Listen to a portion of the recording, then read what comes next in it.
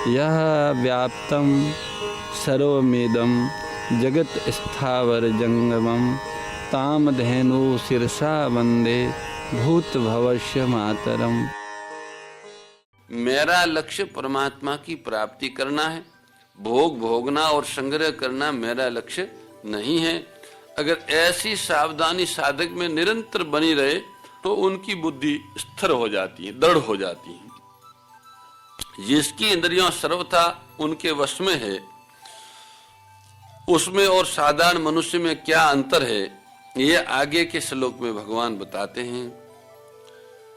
श्री भगवान बोले, संपूर्ण प्राणियों की जो रात परमात्मा से विमुखता को यहाँ रात का है, संपूर्ण प्राणियों की जो रात है उसमें संयमी मनुष्य जागता है, और जिसमें सब प्राणी जागते हैं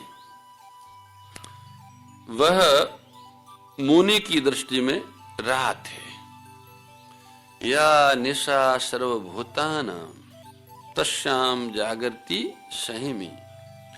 जिनकी इंद्रियों और मन वश में नहीं है, जो भोगों में आसक्त है, वे सब परमात्मा तत्व की तरफ से सोए हुए हैं, भगवान की ओर से सोए हो। परमात्मा क्या है, तत्व ज्ञान क्या है, हम दुख क्यों पा रहे हैं, संताप जलन क्यों हो रही है, हम जो कुछ कर रहे हैं उसका परिणाम क्या होगा, इस तरफ बिल्कुल न देखना ही उनकी रात है। परमात्म प्राप्ति की ओर से सोए हुए अधिकतर मनुष्य, उनके लिए बिल्कुल अंधेरा है। या भूता नाम कहने का तात्पर्य जैसे पशु पक्षी आदि दिन भर खाने पीने में लगे रहते हैं, ऐसे ही जो मनुष्य रात दिन खाने पीने में, सुख आराम में, भोगों में, संग्रह में, धन कमाने में लगे रहते हैं, उन मनुष्यों की गणना भी पशु पक्षी आदि में ही है।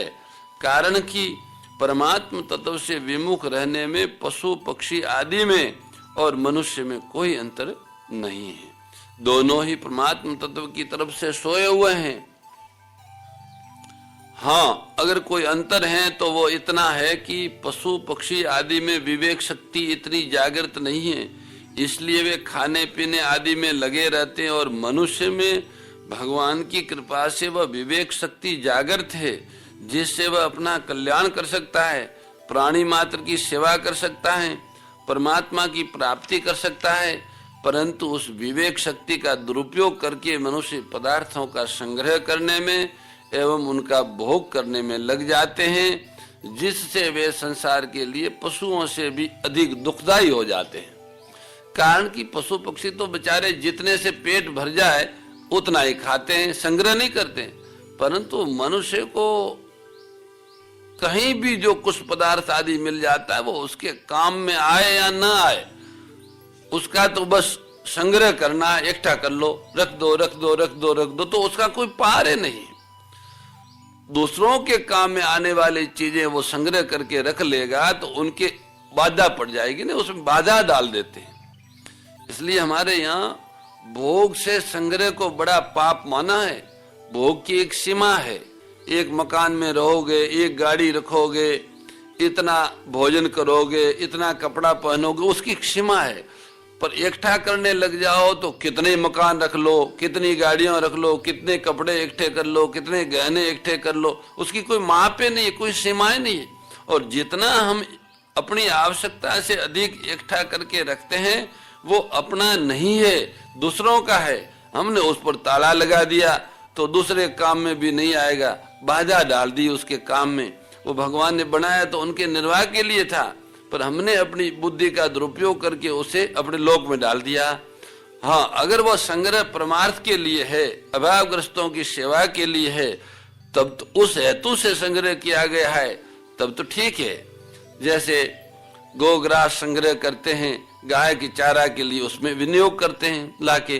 पर अगर गोग्रास संग्रह करके बैंक में डाल दें और गाय भूख मरे तो ये तो बहुत बड़ा अपराध है। इसलिए भोग से संग्रह को बड़ा पाप माना है। तो जो लोग भोग और संग्रह में लगे रहते हैं उनकी दृष्टि परमात्मा की ओर जाती नहीं, वो इसी में ही रचे पचे हैं, परमात्मा की ओर से सोए हुए हैं। तस्याम जागृति सहमी, मनुष्यों की जो ऊपर बताई हुई रात है, परमात्मा की ओर से मनुष्य सोया हुआ है, उस तरफ जो सहमी है, जो विवेकी हैं, जो साधक हैं, वो जागा हुआ है। परमात्मा की तरफ से, अपने कल्याण की तरफ से जो विमुखता है, उसमें संयमी मनुष्य जागता है। जिसने इंद्रियों और मन को वश में किया है, जो भोग और संग्रह में आसक्त नहीं है, जिसका ध्येय केवल परमात्मा है, वह संयमी है। उसी का नाम संयमी मनुष्य है, उसी का नाम साधक है। परमात्मा तत्व को, अपने स्वरूप को और संसार को यथार्थ रूप से जानना ही उस रात में जागना है।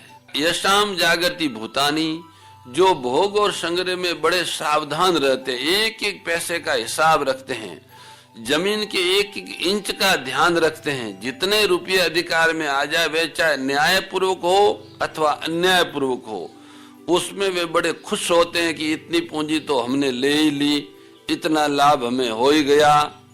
इस तरह वे सांसारिक क्षण भंगुर भोगों को बटोरने में और आदर सत्कार, मान बढ़ाई आदि प्राप्त करने में लगे रहते हैं। उनमें बड़े सावधान रहते हैं कि कहीं पैसा कम ना हो जाए, कहीं हमारा मान न घट जाए।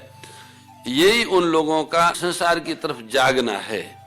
सा निशा पश्यतो मुनि, इसमें जो ये सब संसारिक जीव जगे हुए हैं, उस तरफ से जो मननशील मुनि है, जिनका लक्ष्य भगवत प्राप्ति, वो सोया हुआ है। वो रुपया इकट्ठा हुआ है कि नहीं हुआ, जमीन है कि नहीं, कमरा है कि नहीं, कुटिया है कि नहीं, भोजन मिलेगा कि नहीं मिलेगा, कपड़ा है, कोई पता नहीं, मिले मिले नहीं मिले नहीं मिले, कोई मतलब ही नहीं। केवल मुझे परमात्मा ही चाहिए, इस तरह वो जगा हुआ है। और संसार की जिन जिन सांसारिक पदार्थों का भोग संग्रह करने में मनुष्य अपने को बड़ा बुद्धिमान और चतुर मानते हैं और उसमें राजी होते हैं, संसार और परमात्मा तत्व को जानने वाले मननशील सहमी पुरुष की दृष्टि में वह सब रात के समान है, बिल्कुल अंधेरा है, घटाटोप। जैसे बच्चे खेलते हैं तो वे कंकड़, पत्थर, कांच के लाल पीले टुकड़ों को लेके आपस में लड़ते हैं। अगर वह मिल जाता है तो वे राजी हो जाते हैं कि मैंने बहुत बड़ा लाभ उठा लिया, और अगर वह नहीं मिलता है तो दुखी हो जाते हैं कि मेरी बड़ी भारी हानि हो गई। परंतु जिसके मन में कंकड़ पत्थर आदि का महत्व नहीं है, ऐसा समझदार व्यक्ति समझाता है कि इन कंकड़ पत्थरों के मिलने से क्या लाभ हुआ और न मिलने से क्या हानि हुई। इन बच्चों को अगर कंकड़ पत्थर मिल भी जाएंगे तो ये कब तक। मोर मुकुट बंसी वाले की जय, गौ माता की जय। हे मेरे नाथ, आप अपनी सुधामयी सर्व समृद्ध पतित पावनी अहेतु की कृपा से मानव मात्र को विवेक का आदर तथा बल का सदुपयोग करने का सामर्थ्य प्रदान करें। एवं हे करुणा सागर, आप अपनी अपार करुणा से शीघ्र ही राग द्वेष का नाश करें, जिससे सभी का जीवन सेवा, त्याग और प्रेम से परिपूर्ण हो जाए। ओम आनंद, ओम परमानंद, ओम सच्चिदानंद। नारायण नारायण नारायण। जय गौ माता, जय गोपाल।